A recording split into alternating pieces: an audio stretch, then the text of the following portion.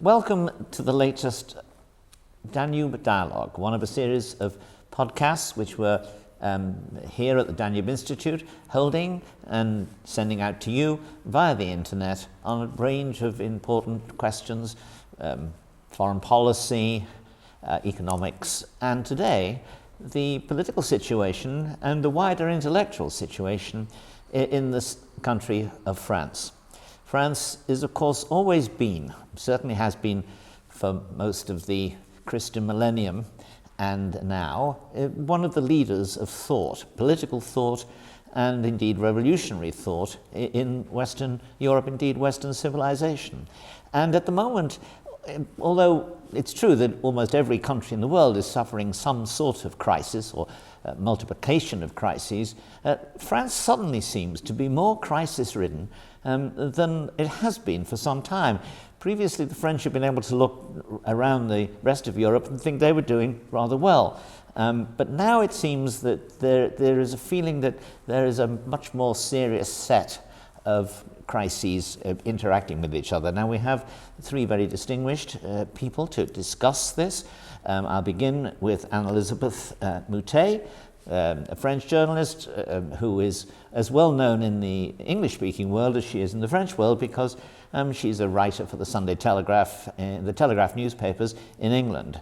So Anne-Elisabeth, welcome. You're a regular guest here. We're always glad to see you. Our other guest from abroad is Professor Daniel Mahoney. Professor Mahoney holds a chair at the Assumption University, but he's at the moment a special fellow at Princeton University, and I'll ask him to explain briefly what he's doing in a moment. And finally, you have my colleague, Ágnes Magyar, who is a senior fellow and researcher at the Danube Institute, our specialist on French politics. So, let me just begin by asking you all the same general question. And that is, as I said a moment ago, France seems to be in a crisis.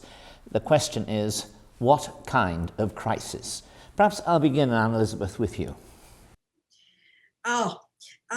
We have, and that's been going on for some time, we have, I would say, a crisis of confidence.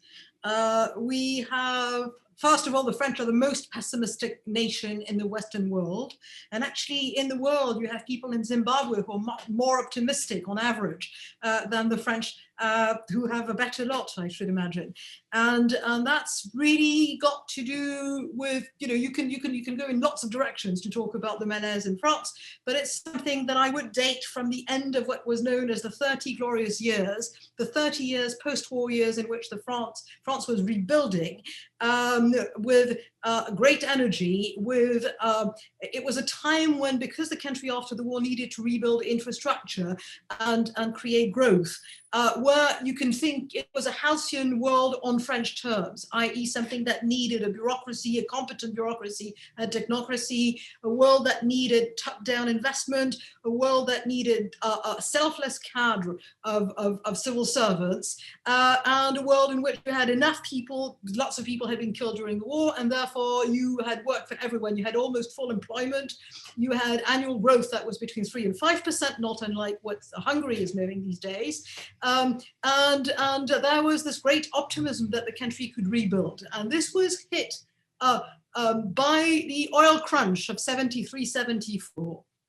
In 74, the Arab cartel quadrupled the price of oil in reaction to the Yom Kippur War. And the result was, at the same time, the creation of an economic crisis in an economy that was entirely tied to fossil fuels, and the general broader sort of change in world in which reconstruction was more or less achieved. The end of the Marshall Plan, which helped for this tremendously, came in 1975 after 30 years, after 20 years, and no, 30 years, sorry. And that really meant also that a great deal of initiative that was encouraged to be between European nations in partnership with America stopped almost brutally. There's one example that people don't think of enough, and it's something I've reported on, the movie world. You have all those co-productions that are made between Hollywood and European filmmakers in France, in Italy, in other places. Think Cleopatra in Cinecittà, you know, think all those wonderful series with Roger Moore and Tony Curtis, think of the Hitchcock movies on the Côte d'Azur.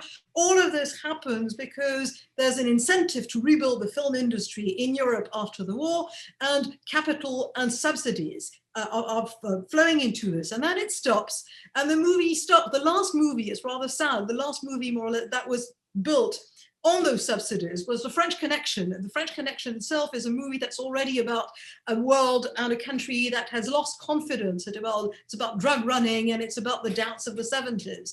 And all of this gets into something which, by entire coincidence, it's the Giscard presidency. Valéry Giscard d'Estaing, who died yesterday, is the president of that time. He's a modern president. He is also a president with sort of definite ideas about how France should be ruled, and he's got the best and the worst of the old France, which is the sort of technocratic achievement and a sort of completely top-down view on how to motivate the country. And Giscard d'Estaing, who appears as being the youngest president of the Fifth Republic at the time, Emmanuel Macron now is younger, decides that he's going to do good things for France, and he launches very useful things for France, the TGV high-speed trains, the French civil nuclear program. That means that nowadays our electricity is produced, more than two-thirds of it is produced by nuclear plants, which are carbon neutral.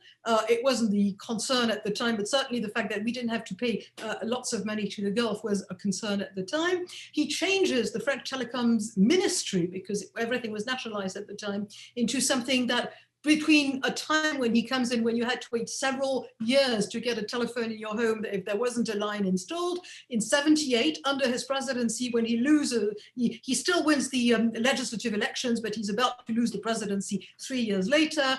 The French telecoms create the Minitel, which was the forerunner of the internet for the public use internet. All of this is a great achievement, and at the same time, he has social reform efforts. It goes from the abortion bill to more difficult things, not realizing that economic growth is gone for good. Not only does he not stop immigration, but he encourages a measure which is known in French as the regroupement familial, family grouping, which meant that immigrants who worked in France were now allowed to bring their families automatically.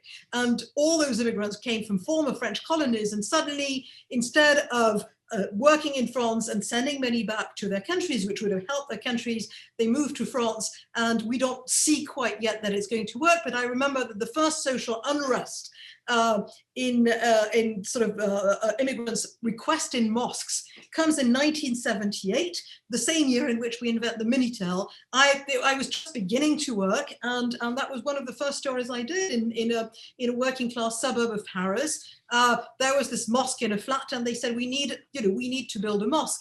And that is not a coincidence as much as you think. The oil crunch comes because of the sort of the political seizing the day of the Arab world.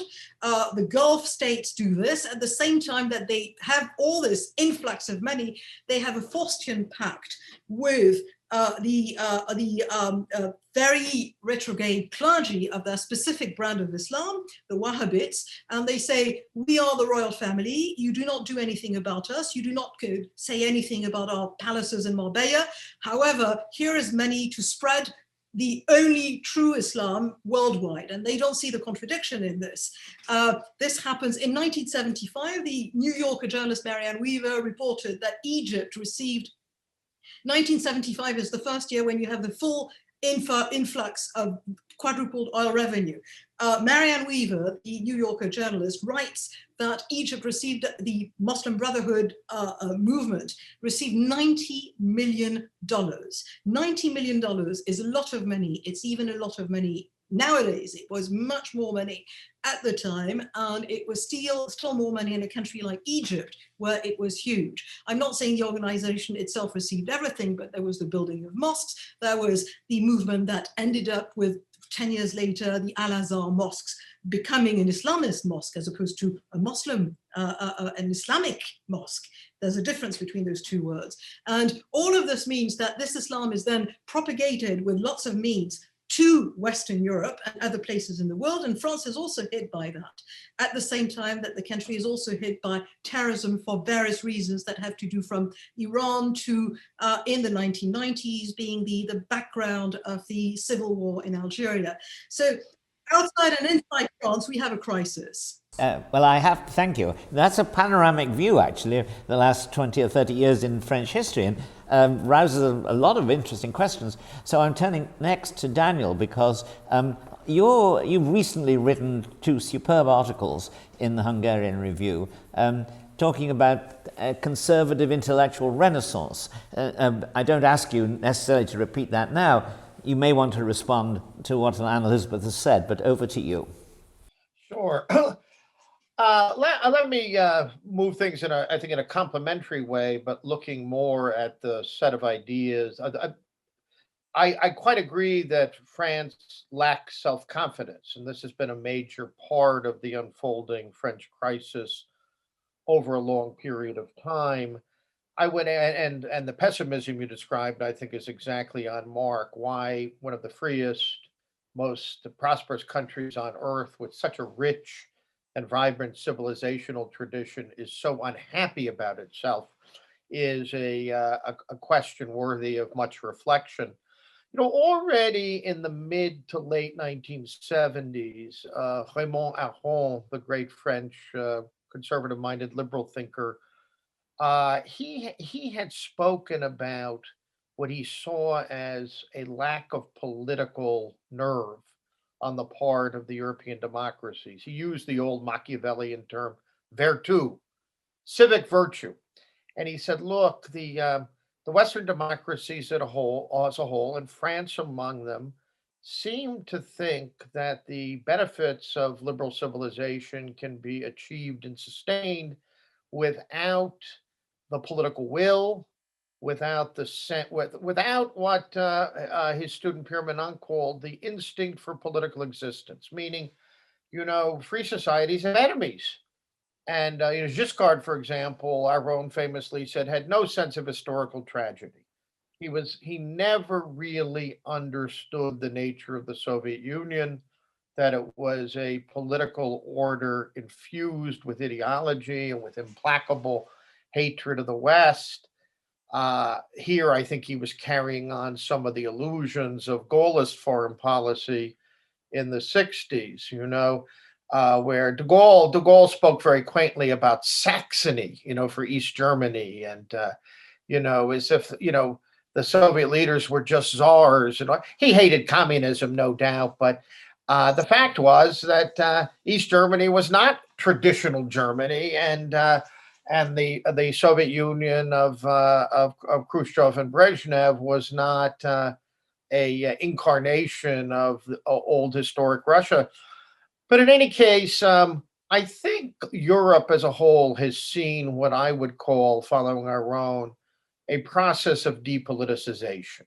And this means a tendency to think about and articulate the European project and the various national projects almost exclusively in socioeconomic terms, on the one hand, and in terms of what the French call droit de l'hommisme, the kind of ideology of human rights. In 1980, the French political theorist Marcel Gauchet and Aron both wrote separate pieces saying, human rights does not make a politics.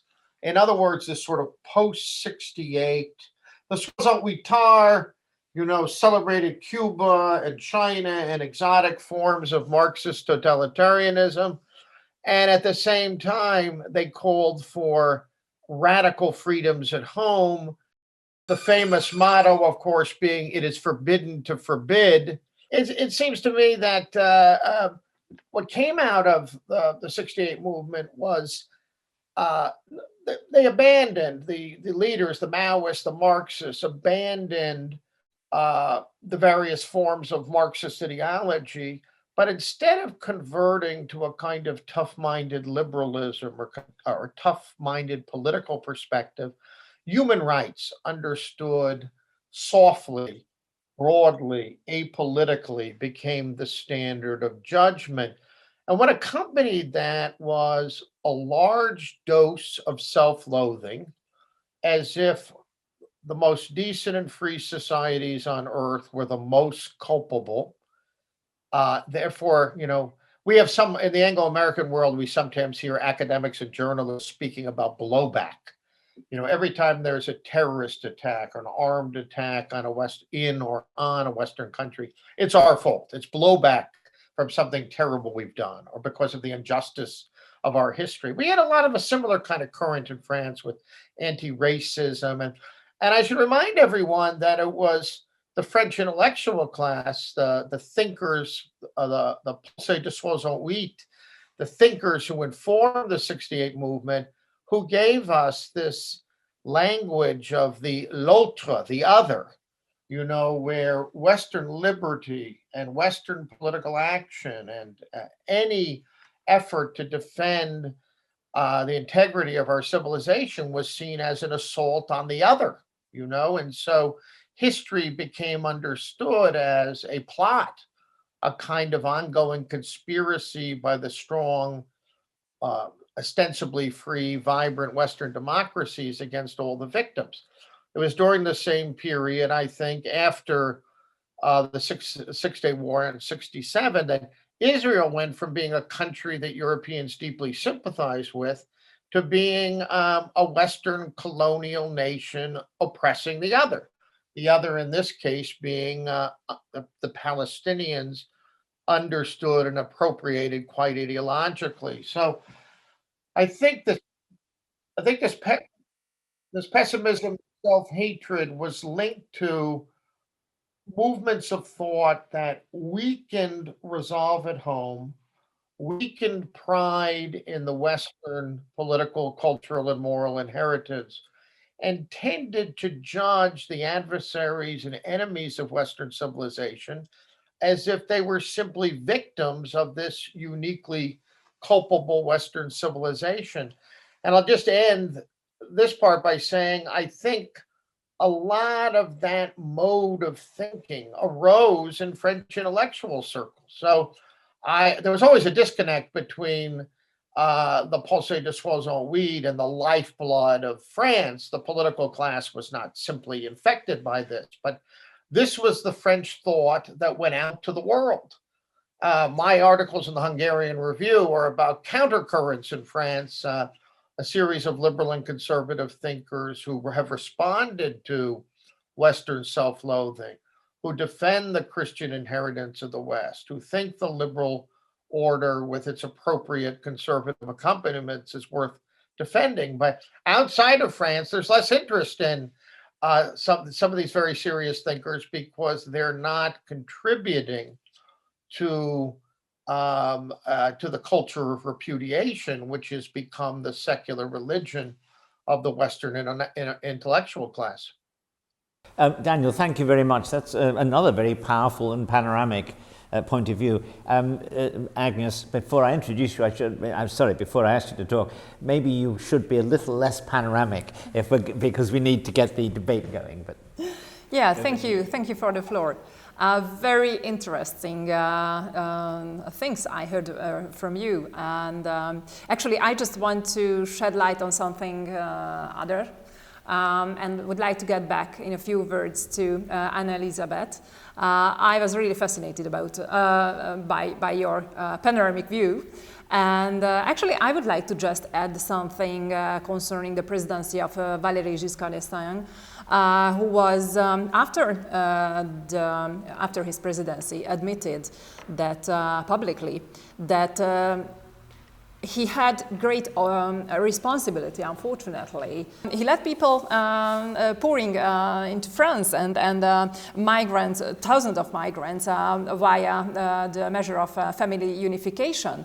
And that was the reason why, or maybe that is the reason why we are now here, because it led us to one of nowadays most problematic thing that they cannot, at the moment, give an appropriate regulation concerning the migrants crisis.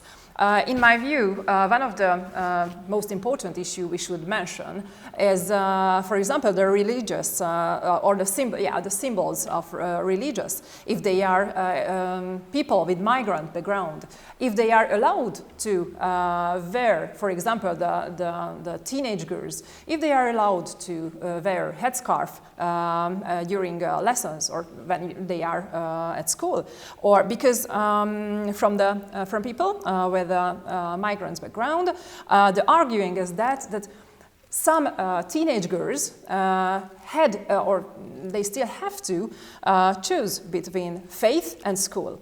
But in my opinion, it's absolutely not the case, because they only have to choose between the headscarf and the school. And in my opinion, there is no, in a secular state, there is no place for both of them.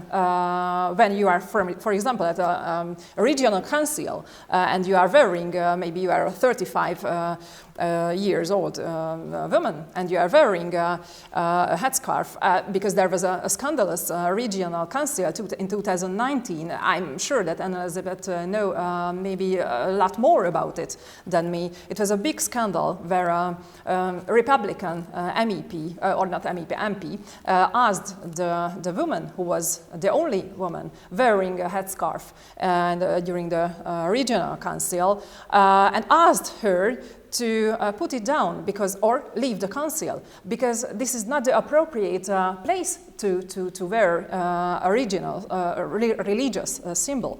And for me, it's one of the core points of Emmanuel Macron's politics at the moment, because he declared that Muslim girls are the daughters and granddaughters of people coming from or people with a migrant background. So they still didn't arrive. That's the reason why we have something wrong in our political system. And it was declared by Mr. Macron. And for me, it's absolutely unacceptable, inadmissible, because when you are welcoming people with a migrant background, I'm sure that, of course, you have to give them the chance to integrate themselves, but not on the way that you give them the chance to do everything or anything they want. And this is the most important, or one of the most important, I would say, difference between Macron's party and the opposition, because Marine Le Pen says that no, this is not our political system which is which has the problem. This is, or not us who is the problem, not the French society is the problem. This is the politics, which is so leisure, I would say, maybe yielding with people with migrant background. So that's the reason why they would like to give the chance to be French first in your own state. I mean, the party of Marine Le Pen. And Emmanuel Macron, during the last couple of years, last couple of months, started to also come to this point, but at the moment, he didn't arrive, as far as I'm concerned. Well, let me widen this question out, because, of course, as I understand it, which is imperfectly, the French secularist tradition was something that had first to be imposed upon the Catholic Church. I mean, there was a culture war of some kind more than 100 years ago. But let us now just raise this question of the nature of French secularism on the one hand, and the degree to which it is something that can be imposed, or is being imposed, or whatever, and can be embraced by how can French secularism live with a multicultural reality, I suppose is the way I would put that. I'm going to ask Daniel first and then Anne-Elisabeth to come in. Well, John, you're absolutely right that at the beginning, the whole series of events connected to the Dreyfus Affair, culminating in the Law of Associations in 1901, the separation of church in 1904, 1905, laïcité was understood in a very militantly and aggressively secularist way. It was sold as a Republican proposition, but in fact, most of the religious orders, I think all of the religious orders, were outlawed. Catholic schools were closed. Charles de Gaulle, for example, his father was a headmaster at a Jesuit school in Paris. And then after the separation of church and state, that school had to relocate to Belgium. And it was really only with somebody like Charles Péguy, the great French Catholic poet and philosopher, who was a Dreyfusard, defended the innocent of Dreyfusard, and was struck by the fact nobody on either side really cared if Dreyfus was innocent or guilty. He was a symbol in the struggle between secular and Catholic France. But in any case, Péguy turned violently on those Dreyfusards who favored a draconian restriction on the rights of Catholics. So I think there's much to be said for the French secular tradition, but that period from 1904 to 1914 was the victory of one side in a cultural civil war. It went too far. And I think only was modified with the so-called l'Union Sacrée from the First World War. Among the most patriotic Frenchmen were Catholics. Catholic France rallied to the defense of the patrie, and the French government recognized that this bringing together of secular and Catholic France was necessary for the defense of both the homeland and the Republic. I think Macron gave a speech at the Vatican a year or two ago where he expressed some sympathy for a more open, a less aggressive, a draconian laïcité. In other words, laïcité is no longer understood by most Frenchmen as part of a polemic against the Christian heritage of France. Although the Conseil d'État just ruled on Sunday that these draconian limitations that Macron's government had placed on public worship were not in accord with fundamental liberties. But I think there are powerful voices within contemporary French republicanism who understand secularism to mean a radical divorce between the secular Republican heart of France and the older Catholic heritage of France. France, the eldest daughter of the church, as she was called. But there are others, I think, who see that Pierre Menand, for example, has very suggestively said, Muslims have to realize they're not just coming into a wasteland with formal Republican and secular values. They're also coming into a country, not with a Christian state, but with what Manon calls a marque chrétien. In other words, France is both a republic with secular institutions that need to be vigorously defended, especially against the Islamists, but it's also coming into a historically Christian country. And the Muslims know that. And for partisans of laïcité to acknowledge that France didn't begin in 1904, 1905, that secularism doesn't only define or solely define the heart and soul of France, but that the Christian mark, it seems to me the Islamists despise and the intellectuals who propose a culture of repudiation attacking the West as uniquely culpable, they're equally enemies of secular republicanism and the Christian mark of Europe. They associate both of them with the tradition that needs to be repudiated. And I think many Frenchmen today think that way. There are many Catholics who see laïcité as an important element of sustaining Republican institutions and for defending the honor and integrity of the Republic against Islamists. One last word about the Islamists. I think what we need is more honorable self-criticism from key Islamic voices in France.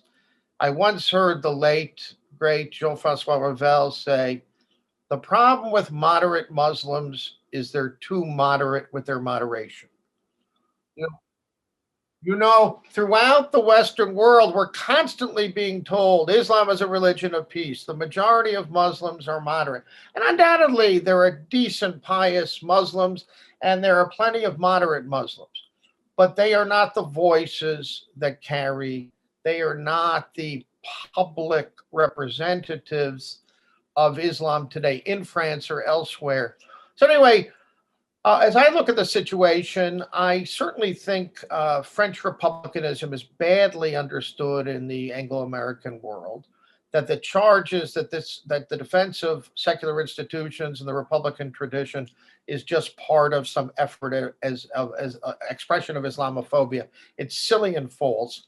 But I do think that when the French government heavy-handedly restricts public worship, especially in Christian churches, Catholic churches, while tolerating a lot of not so essential institutions, that older and less sympathetic side of laïcité comes out, a kind of aggressive secularism that disregards the marque chrétien of France.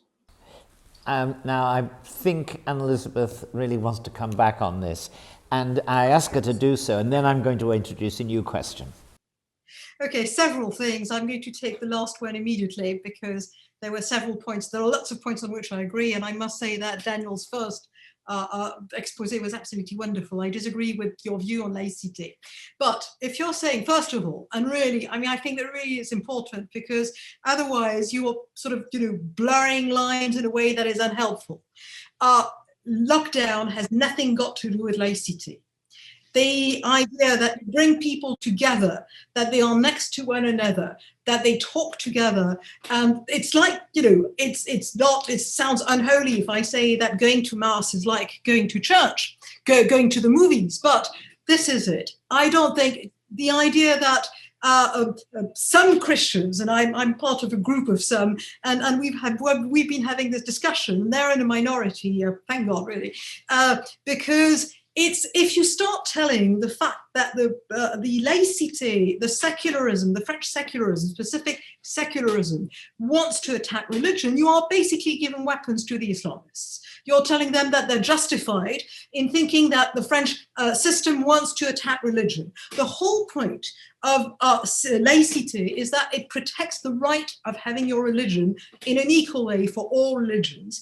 What it does guarantee is the neutrality of the public space. So you're a French citizen. If you're a French citizen, the nation is neutral. There is no established religion, and which is why little girls in schools up till the age of 18 are not supposed to wear a headscarf, and their teachers are not supposed to wear a headscarf, or indeed a large cross, something like that, precisely because you want to ensure that they will get the tuition and the traditions that have to do with the neutral and secular tradition of France. And it doesn't mean that you negate religion. It means that religion is something that is personal, that is private, that has its space in the country, and has nothing to do with what we have in common. I'm not saying this works so well these days. It's battered by all sorts of sides, and I'm totally in agreement with Daniel and with Ágnes that it is battered by Islamist groups who know exactly what they're doing.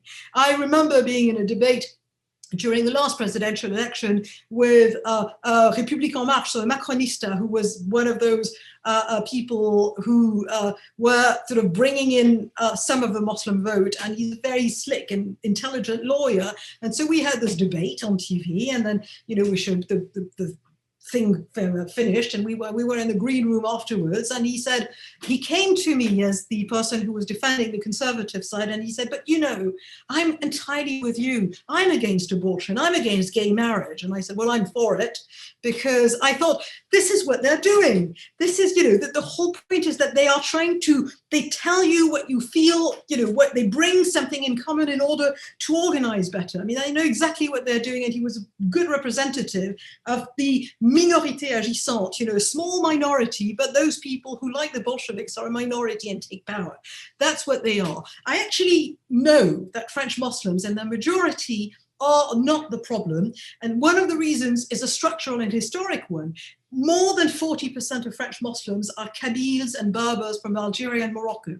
These are the people who were the first victims of the bloody civil war in Algeria between 1992 and 2000. These were Kabyle villages where slit throats, you know, everybody, the children, the parents, everyone, even the animals. They come to France, they are absolutely in favor of French secularism. They see it as something that protects them. I have Berber friends in France, and they do Ramadan. They send their kids to Catholic school because the kids have got a better education. And I must say the kids have got a fantastic education, no spelling mistakes. I'm very impressed. But anyway, let's get back to the general question. I think it's a mistake to go to the crisis of Dreyfus, 1901, 1905, to define laïcité. I think laïcité and secularism is something that is born out of the French Revolution, and also of the fact that because after the French Revolution you had what can be called a reaction, literally, during the most of the 19th century, restoring an established monarchy in a country which, as Daniel says, was the eldest daughter of the church, where the king was anointed with the holy oils at the Reims Cathedral. That was, the church was the voice of the reaction. And therefore, when you build, you know, a country and an opposition, this is where you decide that the church doesn't have so much space, and the entire dialogue of the 19th century is about that in France. And then you get the shock of the French-Prussian War, and the Third Republic built at the end, you know, this is it. We no longer have kings, we no longer have emperors. Napoleon III has resigned and gone into exile in England. And this is how you build a common core, so to speak, common point of education. This is also when we have Éducation nationale, which means that essentially all French children go to school, have the same curriculum, and their teachers are what we call the black hussars of the Republic, because they had a black uniform, and they are teaching every child in the French Empire. That includes, you know, little boys and little girls in places like Senegal and Vietnam, that their ancestors are the Gauls. And what's understood is not that their ancestors are physically the Gauls, is that they belong to a single national polity. And to protect this, you have to have the neutral space at the center. It is not a negative, hostile thing, the secularism, and it's not the opposition of multiculturalism. It is a different way of ensuring multiculturalism within, you know, so that it can flourish privately, that people have memories. You don't tell people, forget your memories, forget your culture. You say your culture is not how you define yourself in the Republic. And I think this is not understood. And now we've had the onslaught of the American woke brigade against France, and they are disingenuous, sometimes ill-educated, and very often disingenuous about this. But it's not understandable if you don't see that. Finally, girls above the age of 18, they're allowed to go to university with a headscarf. We don't mind this, they're majors. They have had the right to an education in which nobody tells them that something is the absolute truth. When they are major, they can do what they want, which is why I would actually disagree on the incident in the regional council. I think that woman, who was not a civil servant, was perfectly allowed to go into the regional council wearing a headscarf, just as you're allowed to wear a headscarf when you get married. Actually, you're allowed to wear a veil in a Christian marriage because that's how it works as well. And that these are distinctions that even our politicians and Macron's party are tending to forget right now. And this is where the crisis is not, you know, it's not helpful, because now it's a big, huge muddle. Let me just say, I want to move on, and I'm going to ask a different question to Ágnes, but before I do, I will give a very limited right of reply to Daniel. Yes, I think we're not nearly in as much disagreement as you think. I did not mean to suggest that I thought that the heart and soul of contemporary laïcité was an aggressive secularism directed against all the religious communities. I don't believe that. I was simply reminding us that at one particular moment around the Dreyfus Affair and the separation of church and state, I could mention Premier Émile Combes. There was an aggressive desire to weaken the Catholic presence in France. That was illiberal. We saw a manifestation of this in the mid-'80s. After François Mitterrand gave up on socialist economics, his famous speech in March '83, he never really explained to the French people that la rupture was not moving forward, the rupture with capitalism. He decided they were going to nationalize and close down the Catholic schools. And it failed. And it was yes, and Anne-Elisabeth could say it better than I do, but it was a wonderful moment for France because more than 1 million people marched on the streets of Paris. And it wasn't just Catholic France. It was a liberal moment. My Moroccan grocer says, my children, he pays through the nose for 5 children to go in a Catholic fee-paying school because they get a good education, and he doesn't want. And it was a wonderful moment because liberals and Catholics and non-Catholics came together in defense of educational freedom and religious freedom against this sort of last gasp of Jacobinism. And it's very interesting as Mitterrand's giving up on the l'Union à gauche and socialist political economy, he's trying to reimpose Jacobinism on the religious and educational level, but it failed. Well, I think I'm going to try and sell this dialogue to the History Channel as well, because it's been tremendously enlightening to me. But I want to now switch to current politics. I'm going to ask Ágnes this question. It looks to me, as a kind of naive observer, that the French political system, at least at the time of the first round of the last presidential elections, split almost equally into quarters. The right populists, led by the National Front, got about 20%. The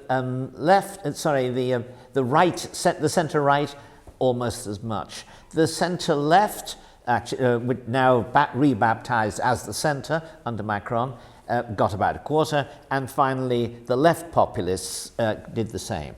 So you could say here you have the election could have gone in the second round almost any way, in the first round rather, and people consolidated in the second when the 2 losers were ejected, and you did have Macron elected. And I think, frankly, in my view, in all advanced countries, the party of the right populists has got a ceiling. I mean, that is to say, the ceiling is probably around something like 35%. They'll almost never get above that. And in a 2-party system, that will lose. And of course, the second round of the French elections is a 2-party system. Now, the question now is, Macron has been in. He seems to be less of a centrist and he had to be more of a populist too than he seemed initially in various ways. But I'd like to ask you how you think Macron is going to be doing the next few years.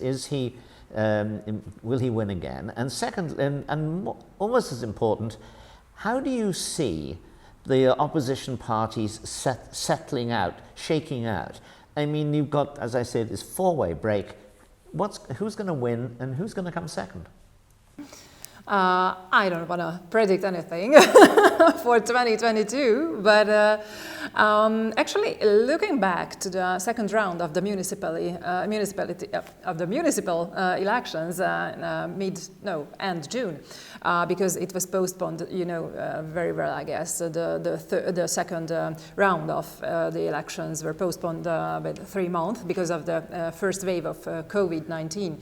And if you look back to that election, and you can see that the numbers of Mr. Macron's party, La République En Marche, decreased very, very much. And actually, he failed that election. And the absolute winner, the victory was absolutely for the Front National and for Marine Le Pen. And also it was the same in 2019 during the European elections. Okay, there was almost the same result, but honestly, after that, or right just after that, the numbers and the people who are in favor of the politics of Marine Le Pen started to increase, I mean the number of them. And this is, I think, not only for the reason why she is so straightforward and outspoken politician, but I think there is no any other chance to rebuild France, to have a kind of revival for this society. And I also witnessed many comments on social media, on Twitter, for example, where many voters just commented that I was never ever in favor of the politics of Marine Le Pen, but I don't see, and I always voted for the left or the center, but I don't see any other chance to survive our country than vote for Marine Le Pen in 2022.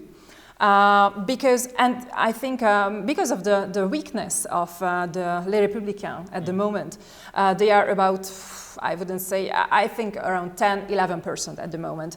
Well, why are they weak? Because the issues seem to be available there. They don't. In my opinion, they don't have a concrete message to express, and they are very. They are afraid. They are afraid of to having a kind of alliance with the conservative wing of Marine Le Pen. They are not, I don't think that the politics of Marine Le Pen is a racist or a nationalist. They are just in favor of their own country's interest. And I think one of the most, or one of the core points of that the Republicans almost died, is that because there are certain part of the party who want to join the Marine Le Pen's national conservative wing, but the others are absolutely in opposition, and they would be in favor of even Emmanuel Macron than having somebody as Marie, or having somebody from the Le Pen dynasty in the presidential election or in the presidential chair. In my opinion, it's in 2022. I wouldn't be surprised if during the second round or in the second round, Marine Le Pen wouldn't fight with Emmanuel Macron on the battlefield, because after the Green victory, we can say, this June, we could witness that right just after the victory of the Greens, the Secretary General of the Socialist Party backed or supported the Greens, that they are backing somebody who is coming from the Green Party as a candidate against Emmanuel Macron 2022. So if it's going to be the case, I won't be stunned if in the second round there will be somebody from the Greens with Marine Le Pen on the battlefield.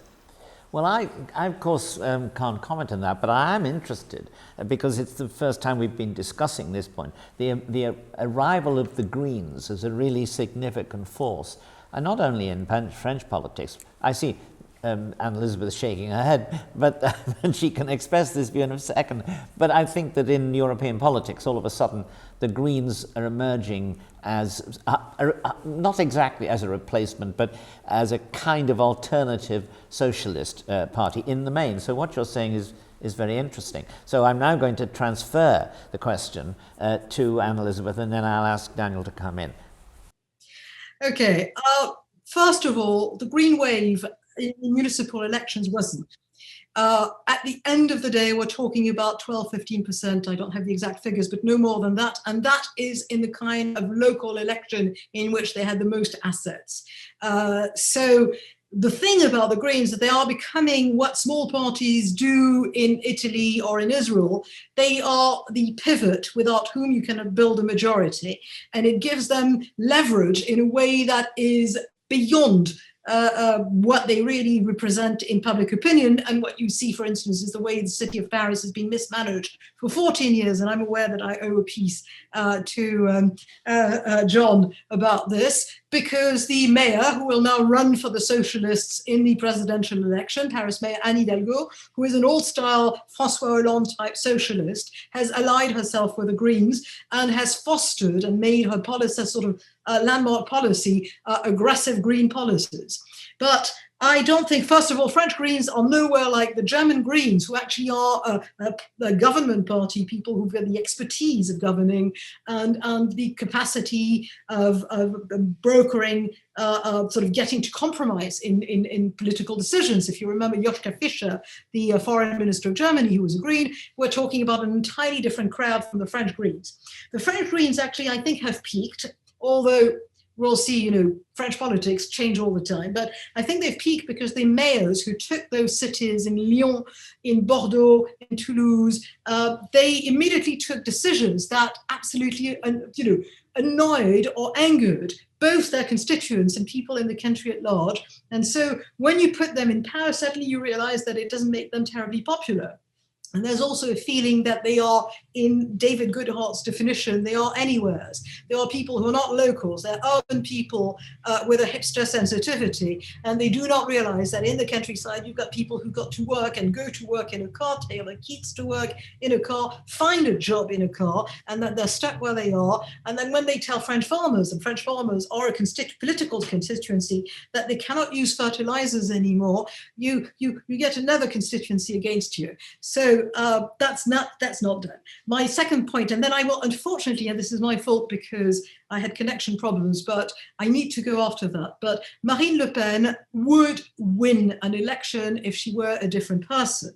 She has been unable to build a party that is beyond a kind of family in the Sicilian word, type of family. She's just got rid or pushed out the most capable person in her party, Jean Messia, because he was he was an intelligent Copt immigrant to France who went to École Nationale d'Administration like Macron, and who had comprehensive policies and a hard line in many aspects of foreign policy. He is somebody who knew exactly what persecution of Christians looked like in his family. He lived through it, came to France, and he's now outside the party, whereas he was probably the only person within that party that I could see myself one day voting for.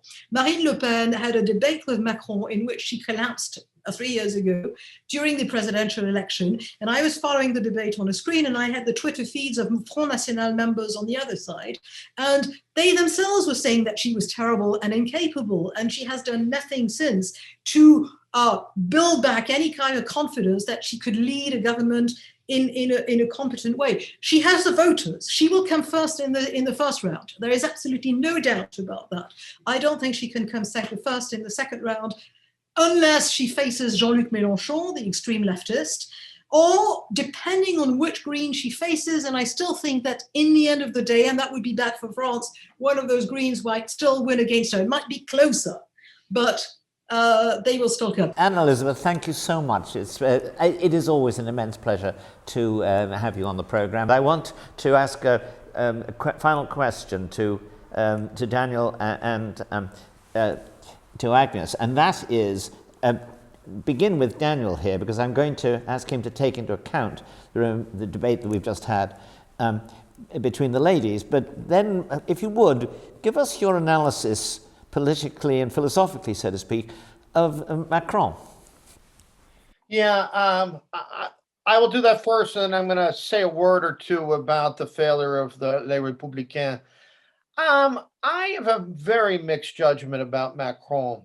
I think his vision in the end is too technocratic. I think even though he personally likes the trappings of the French executive, the imperial trappings, the Gaullist trappings, he does not share de Gaulle's deep and abiding attachment to France as a nation. He's much more comfortable with a Europeanist and technocratic idiom to talk about politics. I think he doesn't take seriously enough the objections.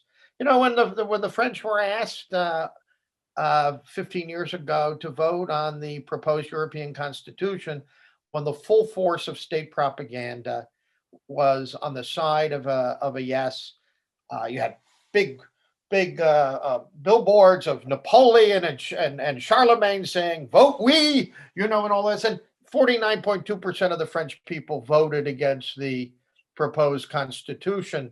I think Macron clearly cares about the place of France in Europe and the world, but he doesn't have the language, the tools, the vocabulary to speak to France as France. And that means I think he doesn't take seriously enough the national argument that the European project in its present form is neither building a coherent and vibrant supranational European entity that can act in the world in a coherent way, but nor is it in any way renewing the national entities which were the source of the European project in the first place. When Churchill said, you know, the New Europe has to be built in a partnership between a spiritually great France and a spiritually great Germany. It'd be nice if Macron could talk more about the spiritual greatness of France, speak of France to France. And this relates to my thoughts about Les Républicains. The Republicans could be the party that combined something like respect for what's true and living and vibrant in the liberal tradition, with a respect for the Christian heritage of France. Many of their voters are Catholic, the Catholic bourgeoisie, and with a kind of modified or modernized Gaullism that could speak coherently about patriotism in the nation. But I think Anne-Elisabeth was right that there are just too many people in the party who have bought into that sort of mainstream centrist view that nationalism is a terrible danger, or that any thought of cooperation with the new incarnation of the National Front isn't possible. So I'm perfectly content with what Macron and his Ministry of Interior are doing to crack down on what they call separatism in the mosques. That's needed to be done for a long time. I admire his courage and tenacity in admitting certain truths about political Islam, none of the political correctness that one finds with many currents of Anglo-American liberalism. But still, it seems to me Macron could never be a president who will appeal to the widest currents of the French public, because he's that technocratic ethos, the refusal of any kind of self-critical reflection on the European project in its present forms, and then a kind of tin ear on the ability to speak meaningfully, powerfully about France as a nation, and France as more than a secular state, but also a part of the West. And that means the deep and long Christian heritage of the West. So I have a very mixed evaluation of Macron, but he's an intelligent and formidable man.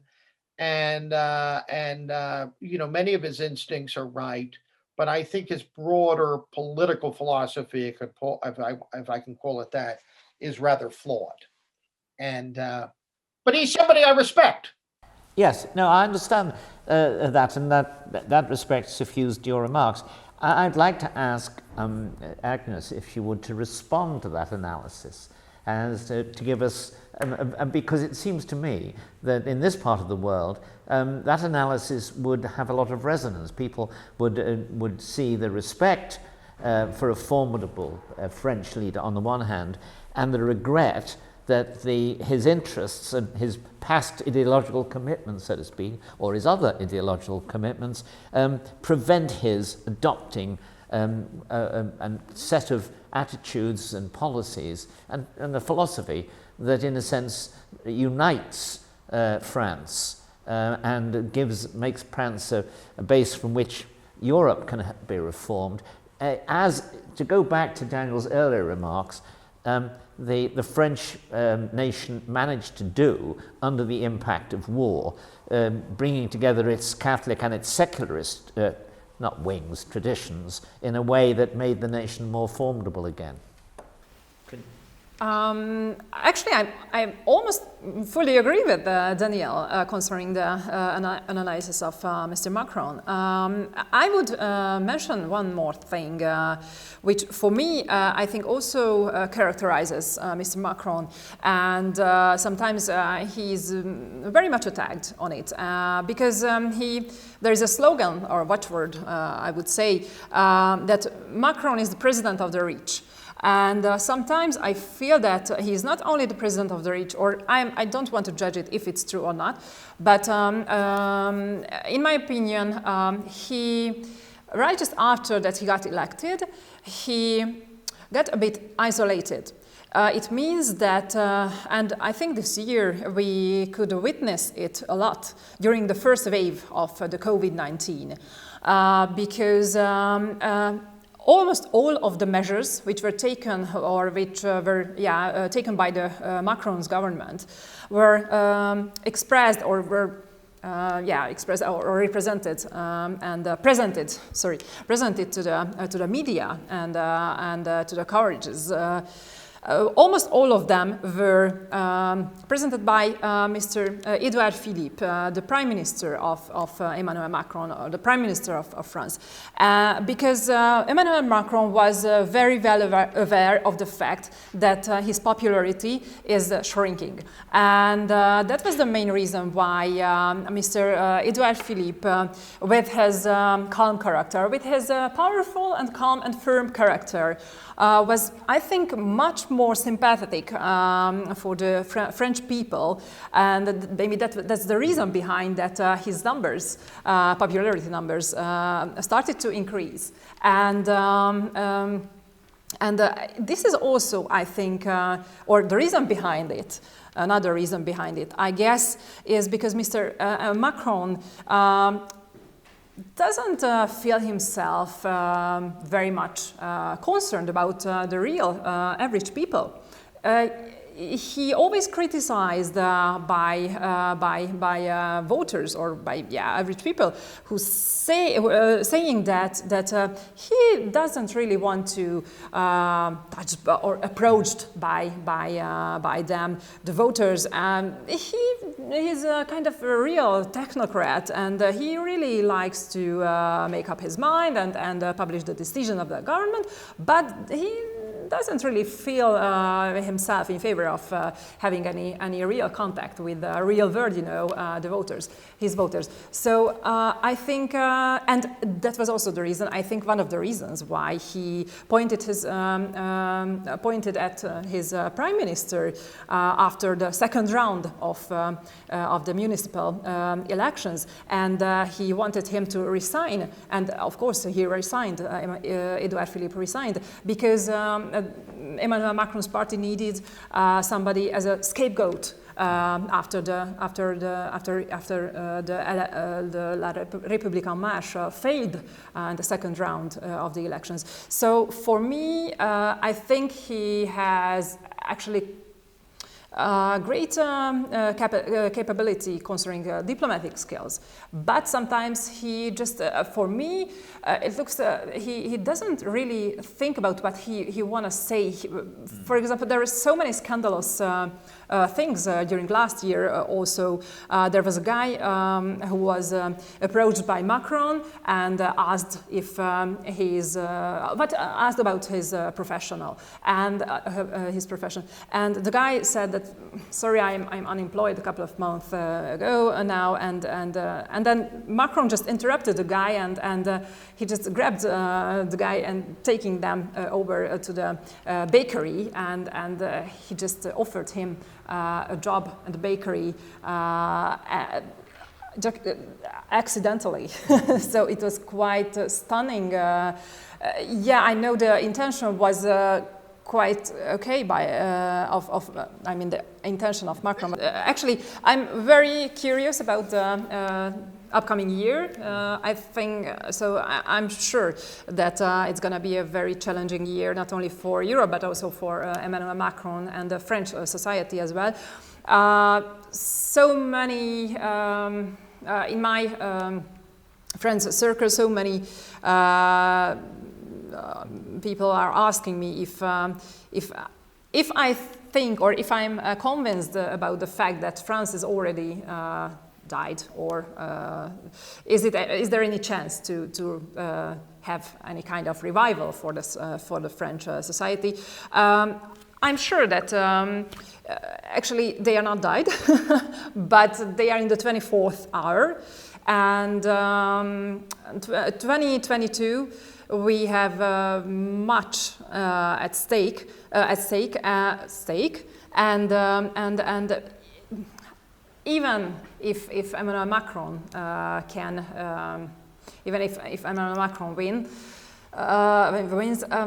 I'm not sure that France will survive, or we can keep France afloat. Radical changes are needed in France, especially in the immigration policy or migration policy. Sorry, and we should, or we have to, or they have to be much more firm than before.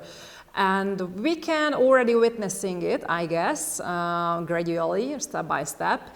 I mean, there are certain approaches between the policy, migration policy of Mr. Viktor Orbán, Prime Minister of Hungary, and Mr. Macron. So I'm very curious about 2021, and I'm sure that, for example, with Marine Le Pen presidency could deliver some kind of revival for France. Yeah. Well, this discussion has been for me an extremely interesting one, extraordinarily interesting, and yet that prompts another reflection, because when I was an adolescent, I remember I would read in in my 20s, I would read every Sunday in the Observer particularly, but in the Sunday Times as well, a story about the latest intellectual battle on the left bank, or the rows between Camus on the one hand, Sartre on the other. There was undoubtedly in the world outside France, the Western world outside France in particular, there was tremendous interest in the philosophical battles, the new fashions, the academic rows, and the great philosophical figures like Raymond Aron, whom Daniel's already mentioned. And yet I don't find that kind of interest today, even though the actual reality of life in France does prompt, or should prompt, such an interest. And I must turn for the final remarks to you, Daniel, because you have actually given us here the great advantage of 2 articles on French intellectual life on the right, which of course involves looking at the left as well. And they have received a warm reaction. And I find it hard to understand why it is that the civilized world is no longer interested in the highly civilized, if occasionally very wayward, political and philosophical battles of modern France. Yeah, John, I think that's right to the point, right on mark. France used to be at the center. I'm not talking about our geopolitical power, influence in world affairs in the 20th century, but still, in a civilizational or intellectual sense, France was at the center of universal history. You mentioned the famous debate, really wasn't a debate, it was Camus being an eminently civilized, anti-totalitarian thinker, and Sartre, in his typical way, assaulting Camus with his limitless contempt and prevarications. But in any case, the world paid attention. It is true that the world paid attention in a certain way to what I earlier called the thought of 68. structuralism, a certain kind of fusion of Marx and Nietzsche tied to transgressive sexuality, an antinomian philosophy of liberation and emancipation, Western guilt tied to a kind of celebration of every cultural movement that was at odds with the traditional Western inheritance. That kind of postmodernism, deconstructionism, usually tied to a kind of cultural Marxism, is the dominant philosophy in Anglo-American universities today, especially in humanities departments. But with a larger public, I think France has ceased to be a center or locus of attention. And I think that's a problem. One of the things I tried to do in the two articles you had commissioned from me on what I call French liberal conservative thought is to show that some of the wisest political, theological, philosophical reflection in the world is coming today from French thinkers who are much more disciplined and serious and learned than the sort of public intellectuals of another era, who are fully committed to the preservation, not just of the post-68 human rights regime, but a richer, more capacious understanding of France and the West. And these thinkers, Remy Brague, the great philosopher theologian who has written courageously, but again with great equity about Islam, Chantal Delsol, the political and social theorist, Pierre Manon, the Catholic political philosopher, was also a student of our own, and the late, the great, not yet late, Alain Besançon, who has brought his powerful witness as a great student of totalitarianism and Russia and Soviet things with his cultured analysis of philosophy of the Catholic Church, of the challenges of contemporary Western Europe. All of these thinkers, it seems to me, are operating at a deeper level than the comparable discussions in the Anglo-American world. And they're doing it in connection with the wellsprings of Western civilization, classical literature, philosophy, religion, and with a politics that is moderate in the sense of being opposed to reactionary nostalgia and revolutionary excess, but is tough-minded in standing up to Western self-loathing, in attacking the new nostalgia, the false and pernicious nostalgia for communism, that is willing to stand up to the radicalization of democracy, which says that human freedom is so complete that we can reinvent ourselves at will with things like gender theories. So I remember a great book with Roger Scruton in 2016, the philosopher Mark Dooley did called Conversations with Roger Scruton. And Roger had published a book called Fools, Frauds, and Firebrands, which was mainly about 18 of the 25 thinkers are foolish Frenchmen. But Roger said in the Conversations with Mark Dooley, there's another France. And these Frenchmen are among the best thinkers. They're among the most prudent and wise philosophers, theologians, political thinkers in the world today. But the dominant progressive political class in the West doesn't have the same interest in confronting that thought, and I think that's really true. But these thinkers have found audiences. They found audiences with political theorists in the West, with Catholics, with conservatives. Their books are certainly translated. They have something important to say. The larger question of France, though, of whether or not, I would say this: the Islamicist assault on France has certainly put France back in universal history in a way, because all these debates that center around France, should laïcité mean radical secularism, or is laïcité really something that, against its better judgment, is aligned with the Christian inheritance of France and the West? How does one distinguish between law-abiding and pious Islamic citizens, and those who look at France simply as a place to live, even as they sympathize with those who assault the host country. And of course, larger questions about Republican citizenship and what it means to have a common good and the limits of open borders and immigration. If you just look at the dilemmas confronting France today, all those fundamental questions of political thought arise. So one reason I find France to be of such continuing importance is because those issues remain at the center of universal history. And secondly, if people but knew it, some of the most thoughtful, principled, creative, humane thinking going on in the world today is coming out of France. And it's not reactionary. It's not going back to the old regime, but it's bringing the richness of the Western tradition to bear on French liberalism and republicanism.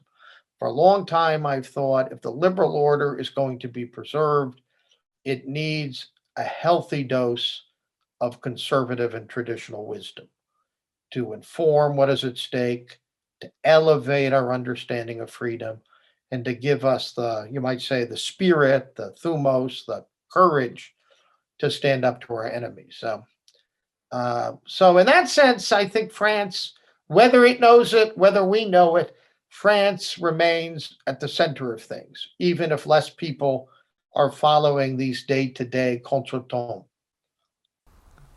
Daniel, thank you. That's a very, very good climax to our discussion, which I enjoyed enormously. In fact, I would say it's the kind of discussion which I would rather have been a viewer of than the chairman of, because you've not, all three of you, been the easiest creatures to actually arrange and keep discipline. But my goodness, what a tremendously rich discussion it's been. And obviously, I'm including Anne-Elisabeth now, who's had to leave in that thanks and praise. The next time we meet, or rather the next time we get together for such a debate, it has to be in Paris, and which I will say, I look forward to seeing you in Paris, Daniel.